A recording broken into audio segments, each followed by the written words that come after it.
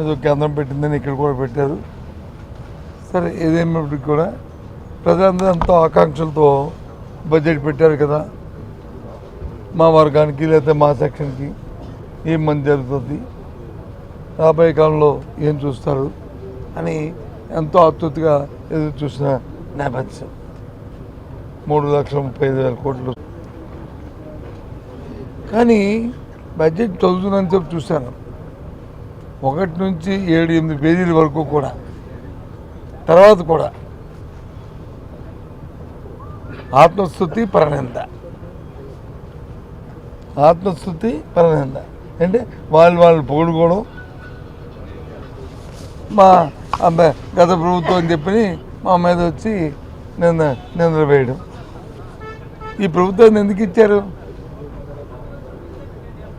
గత ప్రభుత్వం మంచి చేసిన పక్క పెడితే నువ్వు ఉద్ధరిస్తావని కదా, మీరు ఉద్ధరిస్తారని కదా మీకు అధికారం ఇచ్చారు అని చూస్తే ఒక 100 సార్లు వచ్చి చంద్రబాబు నాయుడు గారి పేరు, ఒక 75-80 సార్లు వచ్చి లోకేష్ గారి పేరు, ఒక 50 సార్లు వచ్చి నరేంద్ర మోడీ గారి పేరు, ఒక 20 సార్లు వచ్చి పవన్ కళ్యాణ్ గారి పేరు. ఇదే అసలే ఏ సెక్షన్ కూడా రైతాంగానికి సంబంధించి బడ్జెట్ లాస్ట్ ఇయర్ ఎన్ని సమస్యలు వచ్చాయి, ఎంత ఇబ్బందులు వచ్చాయండి రాష్ట్రంలో. ఏ ఒక్కదానికి ఎంత మద్దతు ఇచ్చిన నేపథ్యం ఉందండి? పొగాకు కానీ, కోకోకు కానీ, మిర్చికి కానీ, మామిడికి కానీ, జొన్నలకు కానీ, ఎక్కడైనా సరే మార్కెట్ ఇంటర్వెన్షన్ చేశారా? చేయలే. గొప్పగా చూపెడతారు, మేము వచ్చి 400 కోట్లతో చేసామని చెప్పి. అడిగిన ఎలాంటి వీధిలోకి రైతులు చెప్తారు? అంతా కూడా అంకెల గాడి, వాస్తవికత పూర్తిగా లేదు. ప్రభుత్వం బాధ్యత. రైతు వచ్చి ఒక పంట వేస్తే పంటను వచ్చి పర్వాలేదు, నాకు ఈ ప్రభుత్వం మద్దతు ధర ప్రకటించింది కేంద్ర రాష్ట్ర ప్రభుత్వాలు, ఒకవేళ బయట మార్కెట్లో లేకపోతే ప్రభుత్వం దీన్ని కొని మమ్మల్ని ఆదుకుంటుందని ఒక ధైర్యం స్థైర్యం ఉండాలి. పోయింది ఆ ధైర్యం స్థైర్యం ఈ బడ్జెట్తో అసలు పోయింది. ఈ బడ్జెట్లో ఈ సంఖ్యల వల్ల చూస్తే అసలు ఆ స్థైర్యం ధైర్యం అని పోయాయి, గాలి కొట్టిపోయాయి. మహిళల కోసం వచ్చి ఒక్కొక్క ఇంట్లో అంటే ఒక్కొక్క ఎంటర్ప్రీనియర్ని ఒక పారిశ్రామిక తయారు చేయాలనేది వాళ్ళ ఆకాంక్ష అంట. చంద్రబాబు నాయుడు సింపుల్గా ఆ నాయకులు అడుగుతున్నాను. ఇంతకుముందు వచ్చి డోక్రా సంఘాలను బలోపేతం చేస్తూ మహిళలు వచ్చి వాళ్ళ కాళ్ళ మీద వాళ్ళు నిలబడాలని చేదోడుగా ఉండాలనే కుటుంబానికి, తద్వారా వారిలో ఒక ఎంటర్‌ప్రెన్యూర్‌షిప్ పెరగాలని ఆ కార్యక్రమాన్ని గత ప్రభుత్వాలు చేశాయి. ఎప్పటి నుంచో గత ప్రభుత్వంలో మా జగన్మోహన్ రెడ్డి ప్రభుత్వం అయితే అంతకుముందు స్వర్గీయ రాజశేఖర రెడ్డి గారు వచ్చి వాళ్ళకి ఇస్తున్న వడ్డీ రాయితీల్లో పావుల వడ్డీ పెట్టారు.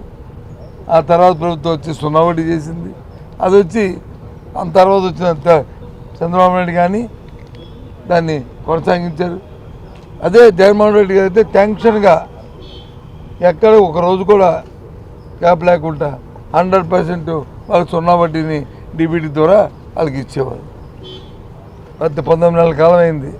అది ఆ స్కీమ్ ఉందో, ఆ స్కీమ్ పోయిందో, ఆ 0 వడ్డీ ఏమైందో,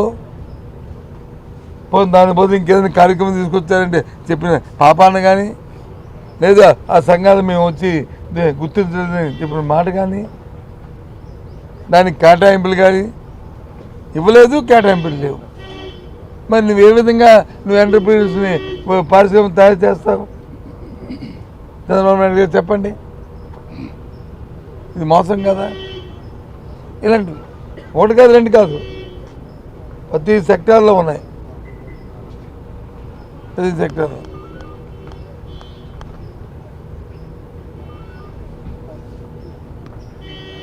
డెవలప్మెంట్ తీసుకుందాం. ఇవన్నీ ఎగ్జాంపుల్స్. ఇంకా డీటెయిల్డ్గా మేము జరుగుతున్న మా సభ్యులందరూ కూడా రోజు మీతో మాట్లాడుతుంటారు. అలాగే మా శాసనమండలిలో వాళ్ళ తాలూకా మాట్లాడిన వాళ్ళకి అవకాశం ఇచ్చినప్పుడు వాళ్ళు డీటెయిల్డ్గా ప్రతి వాళ్ళు మాట్లాడతాం. ఎన్ఆర్జీఎస్ ఉండేది, పనికి 6 పథకం ఉండేది. దాన్ని వచ్చి గత ప్రభుత్వం, ఈ ప్రభుత్వం వచ్చిన తర్వాత ఈ ప్రభుత్వం కేంద్రంలో దాని పేరు మార్చి 40% వచ్చి రాష్ట్రాల వాటా అన్నారు. దేంట్లో not only material component, labour కాంపోనెంట్లు కూడా, ఇంక్లూడింగ్ లేబర్ కాంపోనెంట్. దాంతోపాటు 6% వచ్చి సర్వీసెస్ ఏదైతే ఖర్చు ఉంటుందో అది కూడా, అందులో కూడా 40% కేంద్ర ప్రభుత్వం రాష్ట్ర ప్రభుత్వాలు పెట్టుకోవాలన్నారు. అంతకుముందు కేంద్రం ఇచ్చింది 100%, ఆ 6% కూడా. అంటే మొత్తం అంతా చూసుకుంటే పోనీ గత సంవత్సరం, అంతకుముందు సంవత్సరాలు మా ప్రభుత్వం దగ్గర నుంచి చూసుకుంటే యావరేజ్గా సంవత్సరానికి 5,000 కోట్లు పని చేసేవాళ్ళం. ఈ రాష్ట్రం ఖర్చు పెట్టింది మ్యాండేట్స్ కానీ ఇవన్నీ వీటితో అన్నిటితో కలుపుకొని పనికి 6 పథకం తాలూకా బడ్జెట్. అంటే ఇప్పుడు మరి 40% అన్నప్పుడు ఏ రకం చూసుకుని 2,000 కోట్ల రూపాయలు దానికి ఎక్కడ ఉందండి? వాటిలో 500 కోట్లు వచ్చి దానికి ఎగ్జిక్యూటివ్ బడ్జెట్లో ప్రావిజన్ చూపెట్టారు. మరి వాట్ అబౌట్ బ్యాలెన్స్? అంటే ఆ పథకం ఎత్తుకెళ్ళిపోయినట్టునే. అంటే మళ్ళీ దాని మీద డీటెయిల్డ్గా చెప్తాము, అది ఇది చెప్తారు, కానీ పెట్టినప్పుడు ఏమైంది ఆలోచన.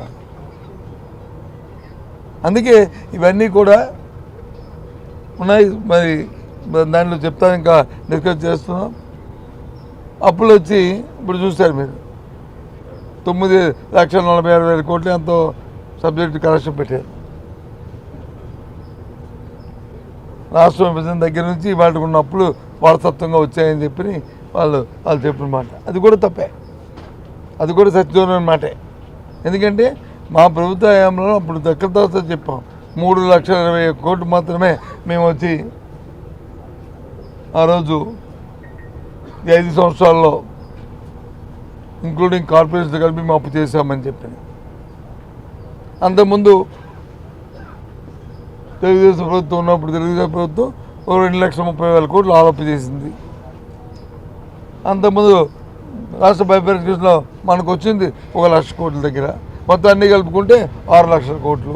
మళ్ళీ ఇప్పుడు 9, ఇంకో 3 లక్షలు దాన్ని పెంచారు. ఇలాంటి సత్యదూరాన్ని మాటలు పెట్టి మర్చిపోయి ఇవన్నీ చూసుకున్న ఇంకోటి మా ప్రమాదకరమైన పరిస్థితి ఏంటంటే లోటు బడ్జెట్ 75,000 కోట్లు సుమారు దాంట్లో డెఫిసిట్ చూపెడతారు. ఏ రకంగా మరి దాన్ని సేకరిస్తారు? 75,000 కోట్లు, 97, సారీ కరెక్షన్ 97. ఏ రకంగా? ఎందుకు 3,35,000 అది అంకి చూపెట్టుకుని 9,000 కోట్లు అంటే మాటలు అంటే వంతాడు. ఎక్కడా కూడా ఈ రాష్ట్ర చరిత్రలో అంత చూపెట్టారు 30%. దేనికోసం? ఏదైనప్పుడు కూడా ఈ బడ్జెట్లో ఓవరాల్ మా అభిప్రాయం ఆత్మశుద్ధి పరిణామం తప్ప ఇంకేమీ లేదు. దీనివల్ల సామాజిక కానీ మధ్యతరగతి వాళ్ళకి కానీ ఏది కూడా పొరవలేదు లేదు. ఇవన్నీ ఉన్నాయి. నిజపోతే ఆడబిడ్డ, సూపర్ 6 ఏవి కనిపించినాయి. అవన్నీ డీటెయిల్ తర్వాత వెళ్తాం. అందుకే ఇక్కడ ఇప్పుడు ఆ డిస్కషన్ కంటే అవన్నీ వెళ్తాం. ఒక నిరుద్యోగ ఏంటి, ఆడబిడ్డ ఏంటి, 50 సంవత్సరాల పెన్షన్ ఏంటి, ఇవన్నీ ఏమీ లేదు. జాబ్గా అది ఏంటి అసలు మనుషులు ఎంతసేపు చంద్రబాబు నాయుడు గారు వచ్చి పెద్ద టెక్నాలజిస్టు, లోకేష్ గారు కానీ మద్దతు, ఆయన తాలూకు ఆలోచన, లేదంటే మోడీ గారి ప్రభుత్వం వచ్చి ఉంది. ఆఖరిలో ఉండాలి కాబట్టి ఫినిషింగ్లో పవన్ కళ్యాణ్ గారు అభయాస్తం. ఇది 54 లక్షల మంది రైతులకు 20,000 ఇస్తా ఉన్నారు. దానికి ఏమన్నా ఎక్కడుంది ఇది? ఇది రైతు 54 లక్షల రూపాయలు రైతులకేంటి మీరు చెప్పుకుంటే బాధ అనిపిస్తే కడుపు తరిగిపోద్ది. ఈ 2 సంవత్సరాల్లో ఒక్క కౌలు రైతుకైనా సరే మరి రైతు భరోసా ఇచ్చారు చెప్పనండి. ఒక్క కౌలు రైతుకి అయినా సరే ఏమన్నారు గత ప్రభుత్వంలో మేము ఉన్నప్పుడు మేము వచ్చి పెట్టాం మా విధానం ఏంటి, మా విధానం కౌలు రైతు అనేవారిని ఒకవేళ గుర్తించాలంటే ఆ ఉన్న వానరు ఎవరైతే రైతు భూమి గల పట్టా రైతు కూడా సంతకం పెట్టాలని చెప్పాం. అది పెట్టి వాళ్ళకి వచ్చి దాన్ని కౌలు రైతుగా గుర్తించాం, మా అందరికి ఇచ్చాం. మేము ఈ ప్రభుత్వం వస్తే ఏమన్నా ఎన్నికల మేనిఫెస్టో ఏం పెట్టారు, కాదు మేము అక్కర్లేదు కౌలు రైతుని మేము స్థానికంగా వాళ్ళు ఉంటే మేము గుర్తించి మేము ఐడెంటిటీ కార్డు ఇస్తాను. ఇచ్చారు ఐడెంటిటీ కార్డు. ఎన్ని సుమారు 10 లక్షల ఐడెంటిటీ కార్డులు ఇచ్చారు కౌలు రైతులకి. రాష్ట్రంలో 10 లక్షలు ఇచ్చారు. ఒకరికైనా సరే మీరు ఇచ్చారండి రైతు భరోసా? చెప్పండి, ఒక రైతుకి ఇచ్చారా రైతు భరోసా మీరు? మరి కౌలు రైతు ఏం భూస్వామా?